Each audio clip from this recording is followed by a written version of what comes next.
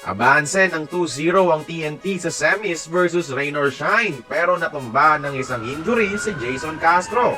Paano nga ba ito nangyayari at bakit mas malala pa ito sa injury ni Kai Sotto? Salamat sa pagtangkilik ng ating medical series mga idol. Sana magustuhan nyo itong bagong episode. Patellar tendon tear ang diagnosis mga idol. Ano nga ba ito? Unahin natin ang anatomy. Ang patella ay ang ating kneecap o tuhod at ang nagkokonekta nito sa ating tibia or shin bone ay tinatawag na patellar tendon. Ang function ng tendon na ito mga idol ay para tulungan straighten or extend ang ating tuhod. Every time you jump, run, or even stand up, gamit mo ang tendon na ito. Basically, pag wala ito, limited ang movement ng ating tuhod. Kita naman sa video na hirap siyang extend o straighten ang kanyang tuhod. Ano ito nangyari? Usually, ang ganitong injury ay dulot ng isang biglaan at malakas na paggalaw. Sa kaso ni Idol Jason, aksidenteng natapakan niya ang paa ni Mamuyak sa kanyang hop step. Dahil explosive ang hop step, kailangan niyang gumamit ng matinding lakas mula sa kanyang quadriceps muscles para maiangat ang katawan sa ere. Dahil dito, nabanat ng husto ang kanyang patellar tendon. Ang problema, awkward ang landing niya dahil sa pagtapak sa paa ni Mamuyak. Imbes na pantay at balanced ang pag-absorb ng impact sa parehong paa, yung right leg ang sumalo ng buong bigat at momentum niya. Dahil dito, pilit nitong tinontra ang puwersa para stabilize ang katawan. Pero sobrang stress na ang patellar tendon niya, kaya bigla itong bumigay at napunit.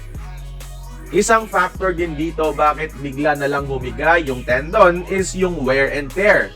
Kilala si Idol Jason bilang The Blur, di ba? Dahil sa kanyang bilis at shiftiness. Gamit na gamit ang tuhod sa ability na ito mga idol. Kaya over the years of being The Blur, nagka-wear and tear ang tendon. Isa lang ang treatment dito ay surgery para ikabit ang napunit na tendon. Minimum of 9 months to 12 months ang recovery dito and usually mas matagal yung sa mga older players katulad niya na 38 years old na. Mas malala pa ito sa injury ni Kai Sotto dahil kapag ACL ang napunit, pwede mo pang magalaw ang tuhod. Pwede pang maglakad although unstable. Pero kapag yung patellar tendon, mawawala talaga ang ability ng tuhod mo na mag-extend. At dahil serious injury at matanda na rin si Idol Jason, malamang kapag makarecover, di na makakabalik sa dating liksi at baka magretiro na. Masakit tanggapin mga idol, pero that is the most logical medical answer. Pangit lang dahil ang pagiging The Blur mismo ang quick burst of speed na nagpaingay sa kanyang pangalan sa buong Asia, yan din mismo yung tumapos sa karera ni Idol Jason. Kaya kayong mga idol, dapat na bang magretiro si Idol Jason after the injury o may dapat pa siyang patunayan?